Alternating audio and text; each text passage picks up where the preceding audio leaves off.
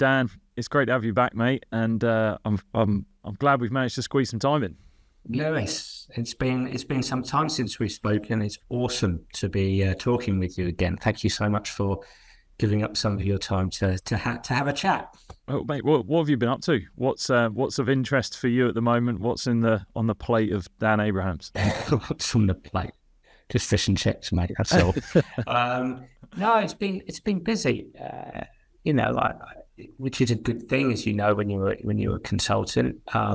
This year has been a mix of things, really. I mean, my podcast, the Sport Psych Show, is going strong, and so that's a part of it. And but I've got a wonderful editor in my wife, who makes me sound about 10 IQ points higher than I actually am. So that's a shared responsibility there. So that takes up a little bit of time, not a huge amount, but that's joyous to do in terms of getting academics on and talking about the academic side of sports psychology and sports coaching and skill acquisition. From a consulting perspective, I've been heavily involved in motorsport this year. I've been a consultant psychologist at Aston Martin Formula One. I've continued to work at a Dutch football club called Feyenoord. They won the Eredivisie back in May. I was very tiny part of that process, but still good fun to be involved with them. I've worked heavily in esports as well, which is an interesting world that I've started to learn about last couple of years, or last year and a half, I should say. Those have been my main three consultancy gigs, and then just a wide population of athletes from all kinds of sports, from tennis and golf, to you name it. And I've probably dabbled in it this year. So all the fun of the fair, I'd say. Mate, talk to me about the F1 circuit at the moment. What's the feel in that world? It's such a unique world, isn't it? What's the temperature on the track, essentially? What's the temperature? It's hot. Look, I think it's a really interesting world, and I'm absolutely not an expert. I've been blessed to work with a great company this year, Aston Martin, and I'll be respectful in terms of confidentiality, but it's amazing to get involved with people who are masters of their craft. In terms of the engineering side of things, I've predominantly worked with the pit crew at Aston Martin, and several key stakeholders behind the scenes. And it's great to work with a company who are striving to improve and be the best that they can be. They've risen up the standings this season. I mean, it's not all been an upward trajectory. There's been some last few months. When we're speaking, a race just gone by, they finished third and fifth with Fernando and Lance. But behind the scenes, they've built a new factory, and they would say themselves they're trying to get the human part right, as well as the sort of the mechanical and the engineering part. And one can debate this for hours, I'm sure, but I think the human part is the complex part and the difficult part. Not to suggest that the mechanical and the engineering part aren't difficult. They are, but the human side is tough. The communication, top down, bottom up. The role clarity, the teamwork, all those kind of things are thrown into the mix. So it's an area I think Formula One continues to be curious about and continues to strive to improve upon, given that its key players, its key stakeholders are probably, to use an incorrect but sort of cliched way of looking at the brain, tend to be quite left-brained, in terms of, looking at things through data and numbers and stuff like that. And I understand it's not a fully accurate representation of how the brain works, but they might lean towards that side of things more so than the people side of things. But it's starting to become alive with the possibility, Formula One, of introducing people like myself and yourself into the mix. So it's an interesting world. Do you think that just lends because of the the state of that sport. It is so numbers based. I mean, I'm a cricketer. Like, we are numbers and stats based, right? So, but that is quite literally eking out every millisecond from the technicians to the engineers to the tactics, like everything, and the pit stops, and just it has to lend itself to that, because eyes outside of the sport are on that, aren't they? That's when you're seeing a car and a moving that pace and a machine just flying around, it's hard to think that there's a human being inside there, or a human being in the pit stop that's got all of their intricacies, idiosyncratic parts of their life that are just, you could easily move that to one side. Yeah, and I think it's well said, and I think it's to me, it's sense making. It's making sense of the links, the relationship, between the data and the human side of things. We overtly see the data, or we overtly work on, the mechanics of the car, and the engineers overtly work on the systems that underpin the car. But what's not overtly seen, even for the people inside the organization, what's not necessarily obvious is, are the small conversations that go on, the relationships that are established, the relationships that aren't established, the communication that doesn't go on, the cohesion that's there, and the cohesion that isn't there, and so on and so forth. So, and all of those things can be challenging to detect. And so subsequently, I would always argue having people from the come from the outside and maybe throw some ideas, some frameworks and models, some checks and challenges around the human side of things, and potentially create some, macro structures from top down that impact the micro systems within, and even from bottom up, discussing the microsystems, the small relationships, the small conversations, as I mentioned before. These things are absolutely imperative and bear greatly on the data. However, I admit it takes some trust that they do bear greatly on the data, because you can't necessarily see these things happen. So, it takes trust, it takes time for the kind of things that you work on to bed in. And sometimes it's very, very difficult to measure those things. I was going to say, how do you navigate that, almost measuring the somewhat immeasurable? Look, I think it's a keen mix of you do and you don't. For me, how I would go about it, for example, is I might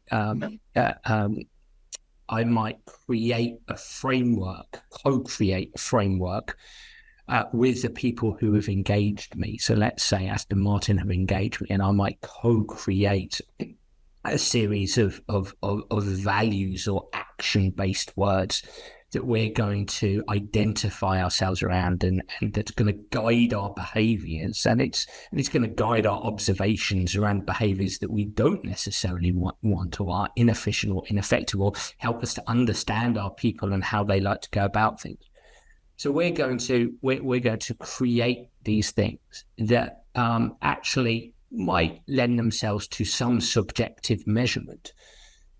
So we could take this word confidence, for example. We want to act with confidence. Confidence is an important value for us. Let's just imagine that. Well, what does that mean to our pit crew? To be confident, to engage confidently. And we can talk about all the things, all the behaviors we might engage in that we, in a confident manner. Confident conversations, even having confidence around contestation, for example, to debate things rigorously, and to strive to find agreement where there wasn't agreement before, to give people the facility and the comfortableness to disagree. So we might take one word and we might think of all the behaviors that word underpins. And then along that journey, we can have conversations around the measurement there, how we're doing that. And it's not the same kind of data as this is our lap time and this is the speed in which the car can go, and we're going to, those kind of things. But it's the softer side of things that underpin our capacity to have the best possible data, raw data around the car. So I think, so let me come back to my point of we can and we can't. We can in the sense that I've mentioned. That's the subjective notion of assessing these subjective qualities and striving to make them as objective as we possibly can. Which is saying, well, if we take a word like confidence as a value or an action word, let's think of all the behaviors related to that. These are the kind of behaviors that we're going to promote across the organization or across, let's say, a specific populational group, such as the pit group. Mm-hmm. And then we're going to assess how we're going in informal and formal settings. From there, I would argue that we can't do much more. That we do as an organization have to accept that that is as far as we can take measurement of this kind of thing. I think there has to be an acceptance of that. Yeah, I remember author James Kerr of Legacy. He's been on the show as well. We spoke around culture. It's a huge part of his book Legacy, obviously, and it was the conversations at a water cooler, those being sort of the measurements that you might see of whether a culture's going wrong. What are the small little actions that are taken that you've chosen, like you've agreed upon, that when our culture, when our team is living up to those values, that when we're acting those out in the small, nuanced ways, that's when we're going all right. And you're right, it doesn't have to be, well, have you seen Jeff at the water cooler? Have you seen them talking much? Have you seen the people engaging, having conversations like this? I think there's no need for a questionnaire on that. There's no need for a measure. There's just pure, what is everyone seeing? How's everyone doing? And that, like you mentioned about cohesion, that's a byproduct. Then it just becomes that byproduct. It's not something that you've actively trying to force and create. You've just done it through those actions and behaviors. I'm interested when you go into a team or the teams that you work with.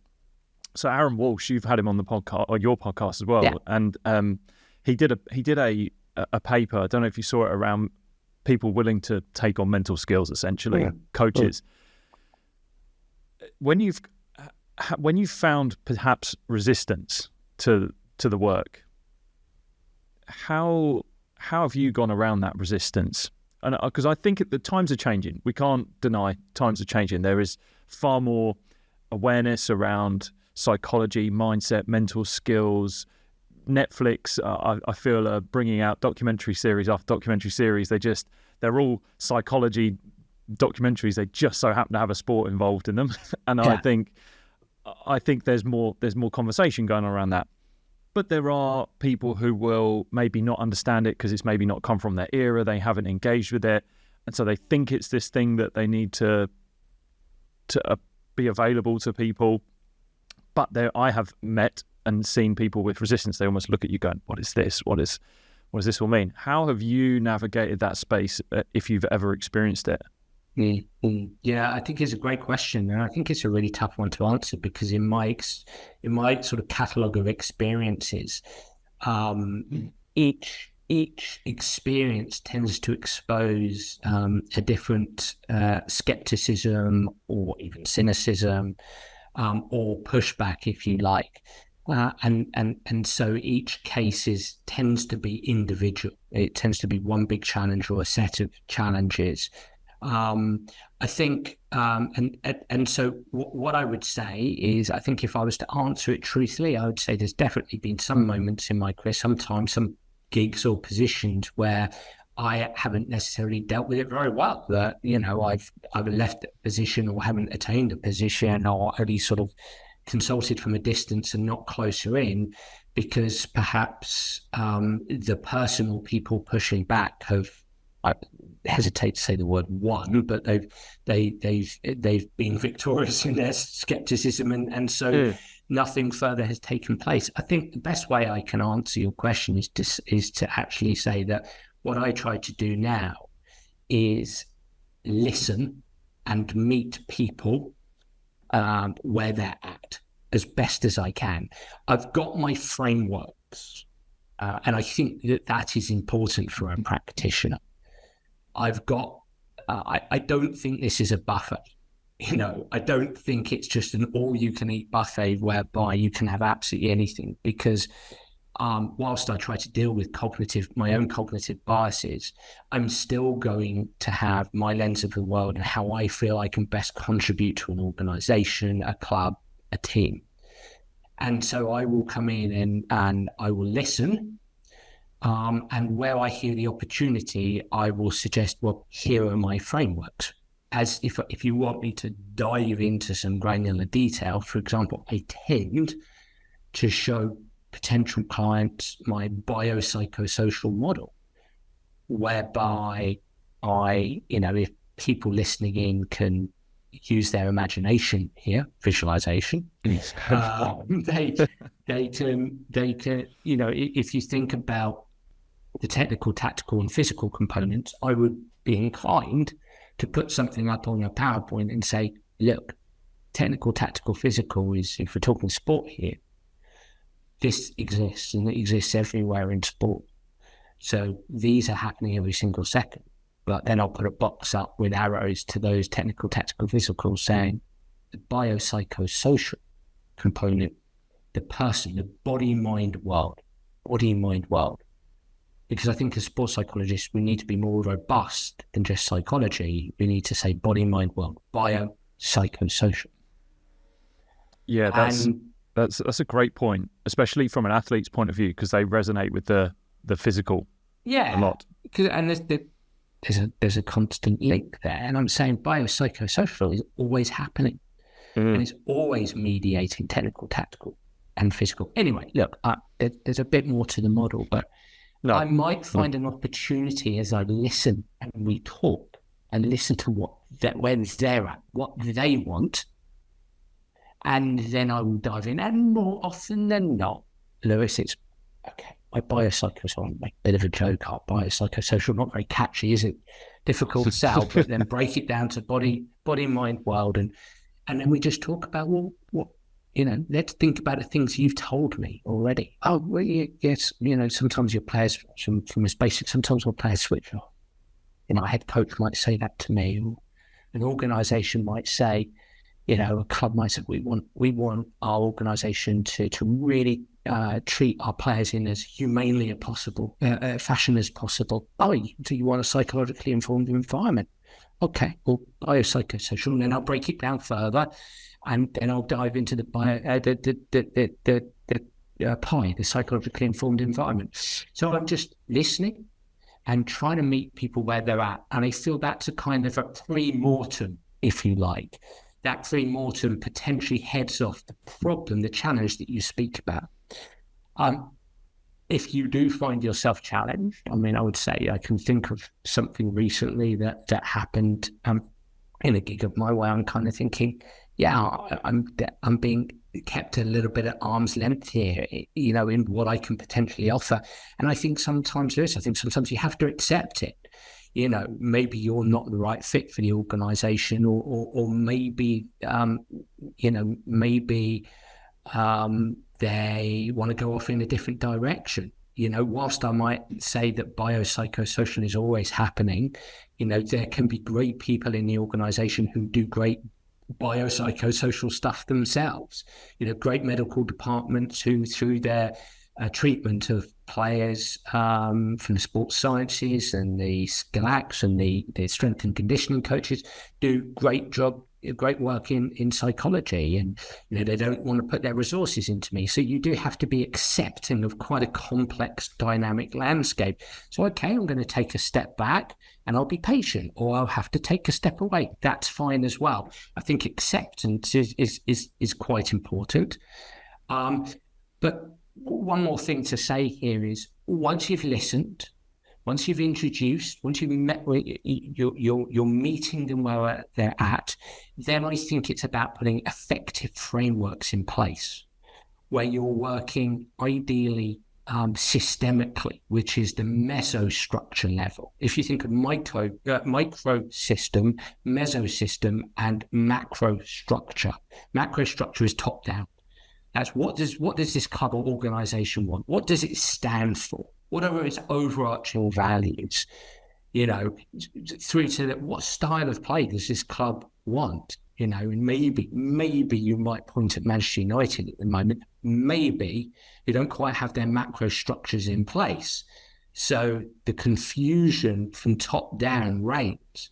Then you've got the meso system underneath that, which is more kind of like the team, the coaching staff and the team. What messages, what communication, you know, what values are they into? How are they going about things on a day-to-day basis in training and so on and so forth? What types of training sessions do they do? And then you've got the micro system, which is the one-to-ones, the one-to-small groups, the small coaching unit. So I'm very much, where can I look to? Where do you want me to impact? Where can let's negotiate here. Where can I best impact here? So when I got involved with England rugby, for example, and it's been a few years, so I'm sure he wouldn't mind me saying, Eddie Jones said to me, I want you predominantly working with and through coaches. Now, I might quibble about that, but that's a direct instruction from the head coach. So I could sit there and say, well, I think you're wrong. And if I can convince him he's wrong, I'm sure he would change his mind. But okay, fine. He wants to be working at the mesosystem level. Fine, no problem. Let's do that. Let's find a way. And then over time, we might find a way to get into the micro system. So I'm trying to find, look, let me condense this so we can make sense. Number one, I'm going to listen. We're going to have a conversation. We're going to try to make sense of the situation. Then we're going to start to negotiate to meet people where they're at, what they potentially need. So I'm going to introduce them to a few things, and then we're going to find whereabouts in the organization, you know, top, middle, bottom, combination. Where am I going to find my first steps here with the right frameworks, with the right people, and then drive from there.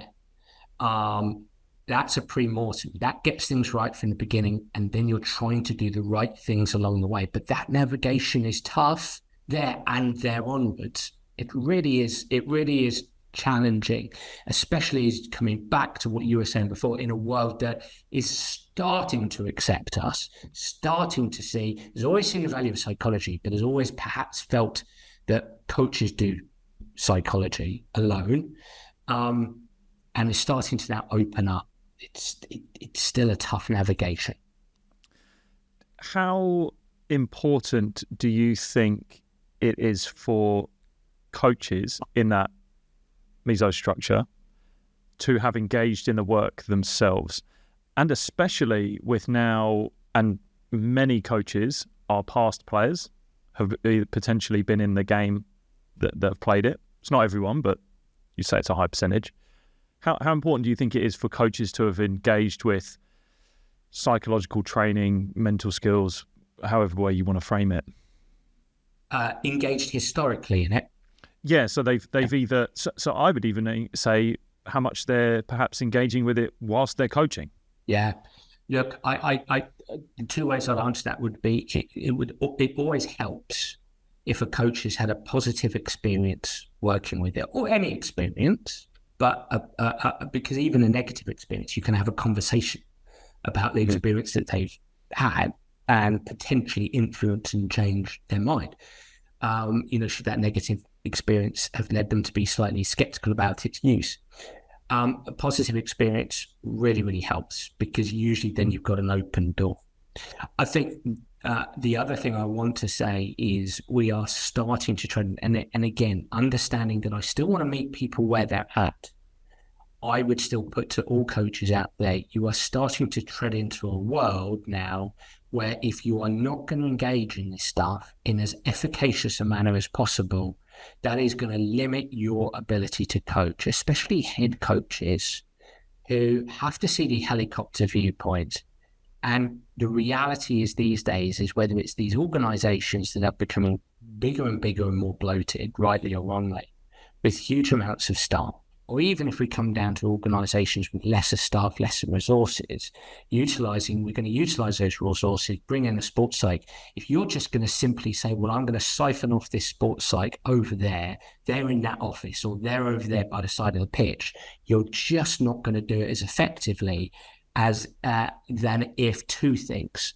You're giving the sports psychologist more opportunity to work with players and teams, and you're willing to be open for that psychologist to work with and through you as well. You need to be willing, more and more now, I think they need to be willing to listen and to work on these things.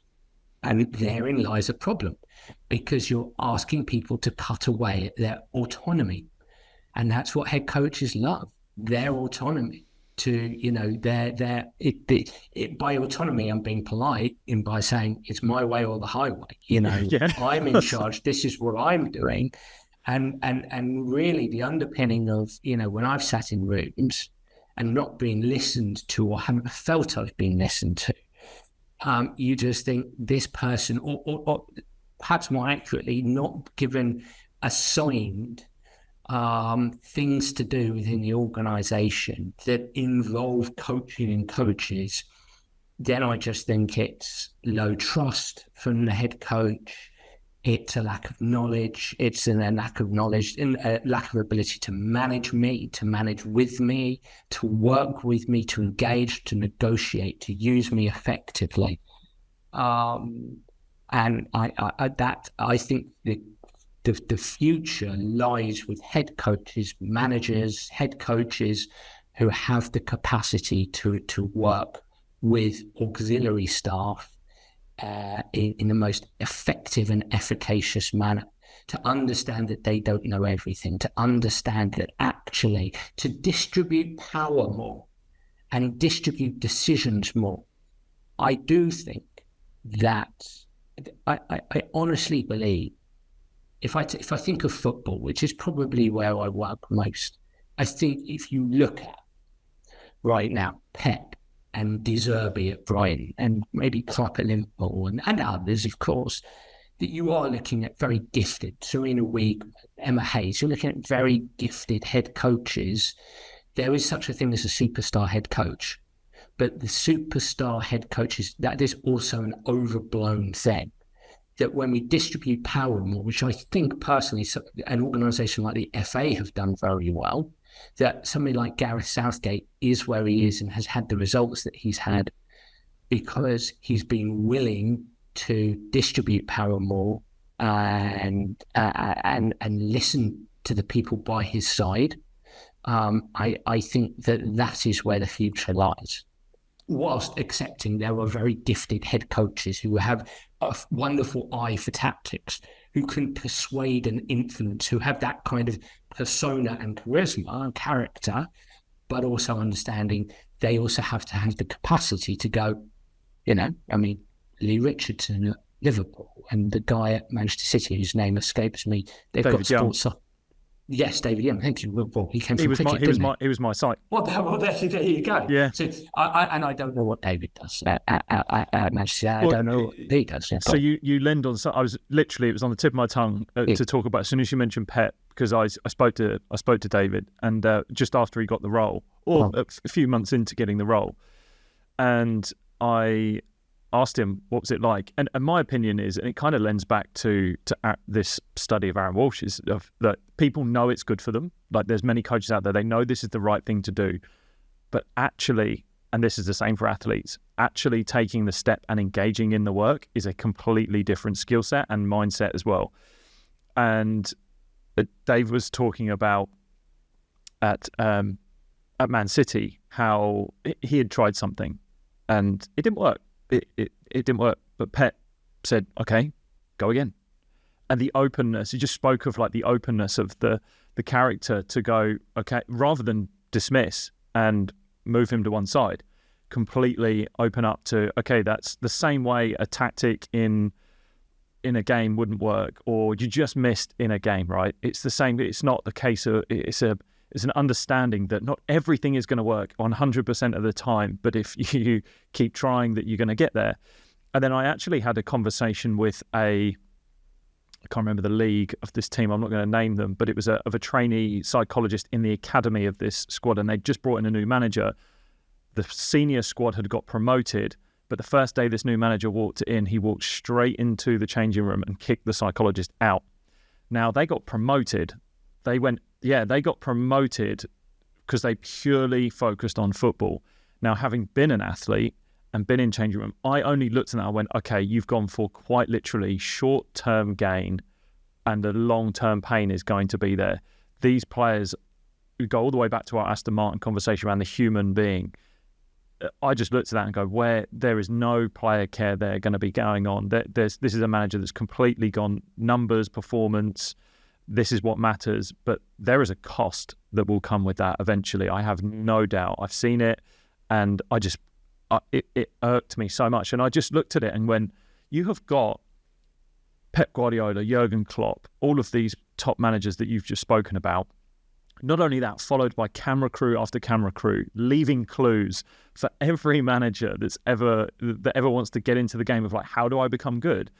And I think, again, I put it from an athlete's point of view. If I'm a young athlete right now trying to figure out who do I want to emulate, how do I want to be, I would be all over these people's Netflix documentaries, writing notes, like how do they act, how do they talk, what sort of things are they doing outside of the skill sets that essentially you're doing on the day, to realise that's a model that clearly works, that's a way to be, and this is something I should potentially be engaging with, rather than completely dismissive. And again, it goes back to that, I know what I need to do, I know it's good for me, but doing it, that's where the tough part lies. Well said. Yeah, absolutely. And who's to blame here? I mean, is it that head coach, that manager? Well, maybe short-sightedness or narrow-mindedness, but I completely agree with you. It's a short-term game, but what cost in the long term? What cost to the the environment, the club environment? So I would actually, I feel, again, in line with what we're both saying, we're stepping into a world where more and more the type of club model, maybe across all sports, will be more in line with what, I suppose the obvious models right now will be Brighton and Brentford. And it's easy to point to them because they've been successful as well. They've done multiple things very, very well. But they seem, at least from the outside in, to take care of their people from putting the departments in place. There's that. And I think those organization-driven models that cares about the sport, cares about its people, cares about the community, are going to be the clubs that push through in the mid to long term. And obviously the clubs who have the money as well, they do that plus the money, arguably like a Manchester City, like a Liverpool. They've got all the jigsaw puzzle filled in, and so, yeah, it makes sense to me. I mean, Brighton and Brentford are a very interesting one because the two owners both know each other, and they're actually competitors, but they have very similar models. And the Brighton model, I'm a Brighton fan, and the Brighton model is very impressive. It's I don't think you would have found a team financially to have return on investment on some of its players. But actually, if you step back and look at what they've been doing locally and the way in which they've got to that stage, it's not been a very quick fix. It's not Tony Bloom is not someone who just landed and instantly threw in a ton of money. He has incrementally done it through a structural process, and that's a very top-down approach that has been a very strong approach, and it's bled into the culture and created this very impressive team, and that brings in people like De Zerbi, who then only fuel that fire with the passion and the way in which he does things. And just being a local, the feeling of Brighton Football Club has gone from being one of dreariness in the Withdean Stadium to now people are proud to be a fan of that club. What can I just say, just quickly before you ask your next question, is it's just when you look at two things that they absolutely do is that from a top-down macro structure perspective, it's one, we're going to be data-driven because, that's the ability to look at objective data is really, really important. So who we bring in and how we play, how we go about our analysis, data-driven. And we're going to treat our people like human beings. So we're going to have a well-being, wellness and welfare department and sports psychology department, if you want to call it that as well, with James Bell down there, or at least he was down there. So, I think there's, when you've got that in place, that combination, there's more to it, of course. That's quite a powerful combination that we are going to treat people well, give them opportunities to grow, as well as have the capacity mathematically to, observe the data, and it not just being intuition. Intuition has to be is by and large is based on pattern recognition. So let's just break down what we see, the patterns we see. Let's think about where our gut feeling comes from. What does the data say? I'm talking way over my head because I'm definitely not a data analyst, mate. I'm not particularly adept at that stuff. But even I would say, if you don't have that in place, if you're not making intelligent decisions, and that we're venturing into a world where in sports, coaches who have a rich background in their sport have to be more open-minded. They can't get stuck in that identity of, that person, he's a great football person, great football person. Oh yeah, that person's got golf. His dad was a golf coach. His grandfather, great grandfather, was a golf coach, PGA golf coach. He knows all about golf. Yeah, you can't question him on that one. But we've got to be open-minded enough to listen to people who come from the outside and have great ideas and have different lenses that we can go, okay, yeah, that benefits us here. Yeah, I spoke to a fairly big sport agency, and they were changing a little bit of their tack. This is just purely from a which sort of players they start to work with, and it was based on they had. Because obviously working with an agent might scout a player just on performance, but also on a bit of feel. They have to have a bit of a look in the future as to what a player might achieve and the potential of a player. But this agency were really moneyballing the whole thing. They were hiring an analytics side the same way. Don't really want to dive into the industry, but the betting industry really looks at that side as well. So but they were really looking at the analytics of what that player had produced, not just on goals scored in football, for example, tries or whatever. It was a lot of real depth of the data, and that was driving their decision making. Look, I'm very conscious of time for you, so I do want to get onto this topic that I wanted to discuss, which is you obviously have so many different people on your podcast. It is by far the best sports psychology podcast out there, and I am curious as to the amount of people that will listen to that show will not only be practitioners themselves there, but also probably future practitioners that are willing, learning, studying, getting in. I've seen you've had people that are studying come onto the show. And so I am around people that are studying in that area, and some of the worries and apprehensions I think people have are, what is it that makes a good practitioner in the psychology space? And I think you're perfectly positioned to kind of, I guess, provide a bit of an anatomy of what you believe, in your own opinion, would be a good psychological practitioner, whether that's in sports psychology, performance psychology, in whichever way you want to frame that. Yeah, look, I think there's so many directions I could go. For me, this is just my opinion. I've sat in rooms with some very, very experienced sports psychs who have perhaps seen it slightly different to me. But so I'm certainly no oracle. But one of the reasons why I've directed the Sport Psych Show, which is the podcast, and down a path it's gone, which is very much speaking to academics about their papers, more so than any other population, is because I think that we need a profession that I think the academic work out there is really, really good. I think there's some great stuff that doesn't see the light of day. I suppose I'm thinking about this more for coaches. I'll come on to a practitioner. So I'm passionate about demystifying sports psychology, the biopsychosocial. When I say sports psychology, I actually believe that we need to be more robust in sports psychology, or as sports psychologists, we need to see our contribution to so many different areas and understand that whilst we might want to stay in our lane, we can still contribute to other lanes. So when I go into a gym, I was in the final gym the other week with the heads of performance. They've got 2 heads of performance. And I was saying, this is a psychological playground to me.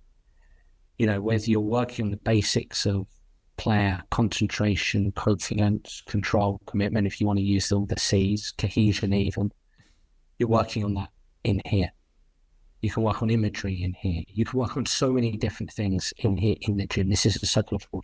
Now, I'm not changing lanes to being a strength and conditioning coach or sports scientist. No, yeah. But I'm from my lane. I'm going, hey, this is how we can work cohesively together. So I'm trying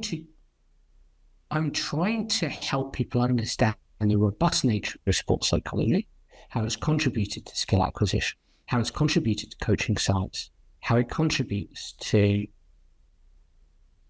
other areas. And I want to demystify these academic papers so everybody becomes passionate about them. Now, coming on to the specifics of your questions with sports psychology practitioners, there's an element in my answer there that's relevant to your question, because I do believe that as practitioners, we do need to try to be as evidence-informed as possible, because I think that's what stands us apart. We don't just accept any old BS that's said, and I think we have to hold a constant critical eye to what's being presented to us, what we're reading, and obviously cast a critical eye on our own practice. That's just good practice, efficacious practice. But we also we still need to appreciate the language of the sports, the context that we're walking into. Almost comes back to meeting people where they're at. And so I need to be robust enough to be able to take some of that academic work and be able to simplify it and bring it to life without destroying its essence. But be able to introduce it into a team or with a player or a group of players or an organization. And I think some of these, which I love, some approaches which I really love, I just couldn't take into certain teams or clubs or into certain coaches. I have to find a way to present it and deliver it in as effective a manner as I can, given who's in front of me. So I think at the heart, for me personally, at the heart of sports psychology, being a sports psychologist, is good deep knowledge around your theories, etc. However, having the skills to be able to demystify them and deliver them, being able to communicate them, I think that's absolutely imperative. And I think that maybe sometimes, if I think back to my master's program, it was just, well, we're just going to deliver you the theories. And you can argue that supervision should be maybe about, being able to use psychological frameworks. But I just think that we need practitioners who are able to speak the language of the people who are in front of them, to put this stuff across in as effective a way as possible. And of course, there's all other kinds of things. The ability to walk into an organization. You've got to know your stuff. You've got to know your stuff. You've got to know how to deliver it. And you've got to be able to go in there and deliver it confidently. I just say, and be able to put a program in place for the people that you're working with. Does that kind of answer your question? It was beautifully said, actually. It was. I think you've hit where I personally, again, if I put my athlete head on, yes. It's exactly what you want to hear. It's exactly what you want to hear, that this person knows what they're talking about, but also going to meet me where they're at and communicate in a way where I understand it. And that's it. That's all you. That purely the way you. After that, it's relational. You're building a relationship with these people. I think, can I just come back at you there and say, when you say that's it, this is the thing. Sorry. No. It's a good thing to say, because you're right. That's it. But it's difficult to do.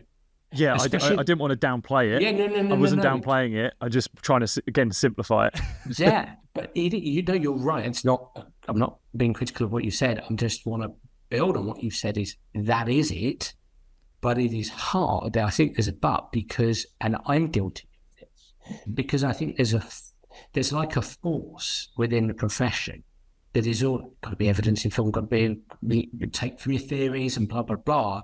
And there's everything about, and maybe the Sport Psych Show is a bit guilty of this. Is everything's about we want to be theoretically underpinned. We want to have a theoretical orientation, so we can organise ourselves, which is as practitioners, which I absolutely agree with.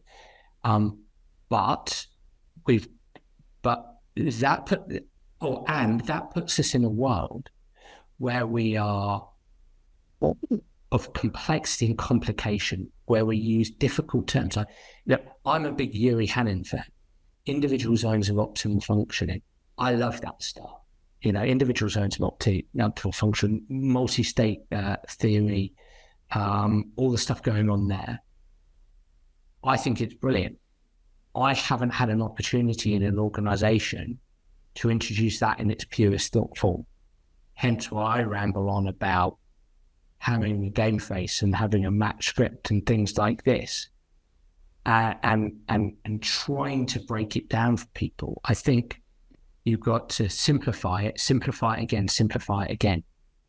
And that's hard to do, is to go into your lessons, learn about these theories, understand that you need to be theoretically underpinned, understand that you need a theoretical orientation towards excellence in your field if you're going to be consistent, but be able to draw on that, but deliver it in a manner that people understand. And you could argue that athletes have a language and coaches have a language.